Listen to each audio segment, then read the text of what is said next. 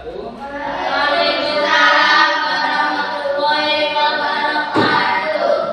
Jadi seperti yang sudah kita bahas sebelumnya pas hari Sabtu, Kak telah menjelaskan bahwasanya kita ada pelajaran baru di mana pembelajarannya itu adalah coding dan kecerdasan artifisial.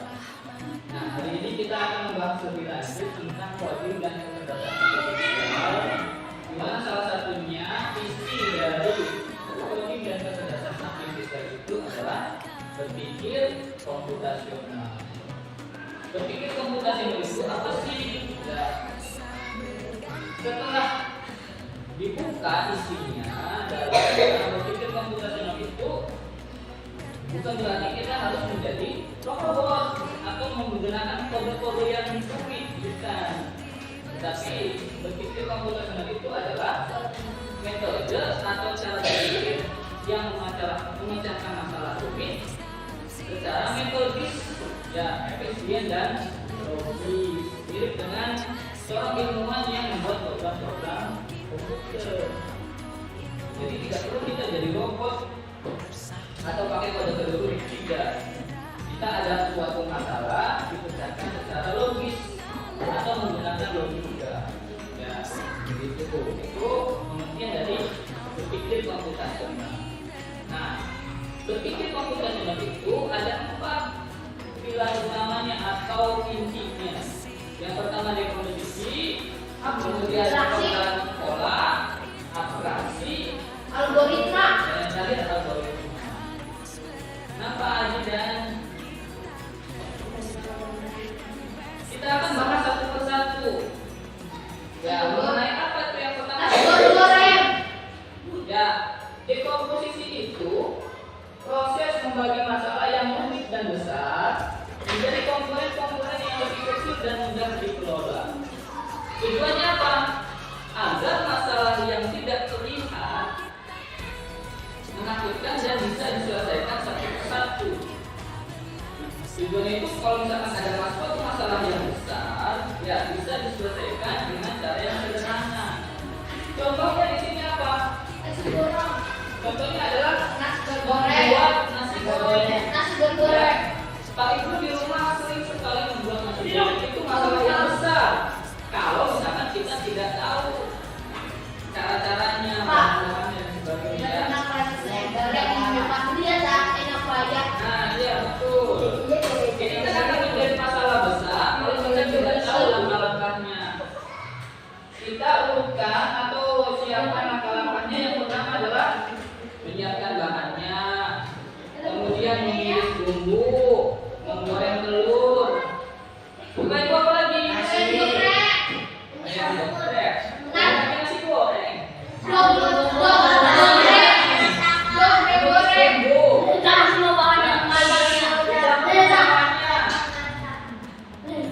Ya, setelah itu jadi nasi gorengnya. Siap bisa? Kenapa? Ya, itu berarti bumbunya pada saat mencampur bumbunya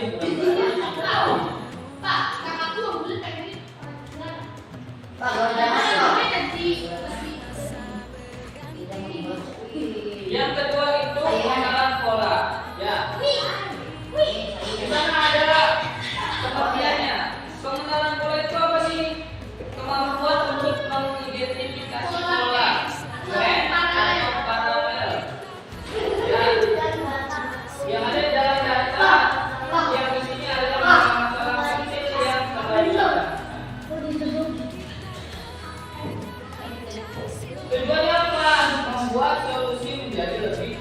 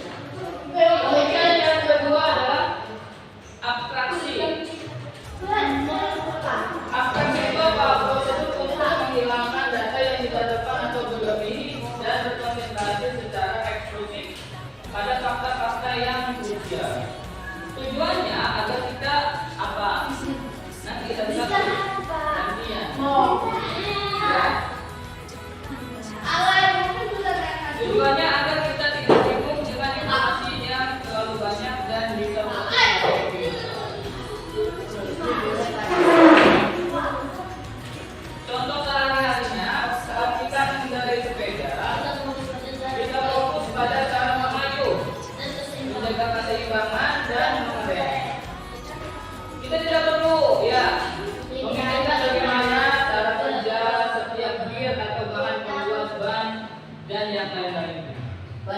Iya. Ya, itu diabstraksikan atau kita abaikan. Kita yang fokusnya pada hal-hal penting saja pada saat menghindari sketsa. Itu abstraksi. Nah, yang selanjutnya itu algoritma. Kenapa A? Digoreng. Algoritma itu Digoreng. bukan. Algoritma itu di sana ada jelas ya, serangkaian langkah-langkah atau aturan yang jelas dan berurusan untuk menyelesaikan suatu masalah. Contoh mie digoreng tadi maksudnya ya itu adalah bagian dari berpikir komputasional. Algoritma ini adalah hasil akhir dari 3 pilar sebelumnya.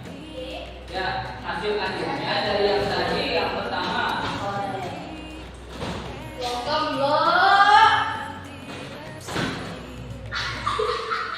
Yang pertama apa tadi? Dekomposisi. Pengenalan pola. Kemudian selanjutnya abstraksi. Ya. Dari ketiga pilar itu hasil akhirnya menjadi algoritma. Ya. Ciri algoritma yang baik yang pertama urutannya jelas. Yang kedua tidak ambigu.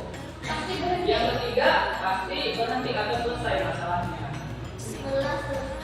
Ya, kita pada saat membuat tadi nasi goreng urutannya jelas. Siapkan dulu bahannya. Kemudian dipotong-potong. Kemudian bumbunya ditumis. Masukin seganya. Nasinya dimasukkan. Ya, setelah itu dicampur diaduk. Sudah selesai jadi masak, dihidangkan. Itu pasti berhenti langkah-langkahnya. Ya, selesai. Berarti kita algoritma berarti. Ya. Ini manfaat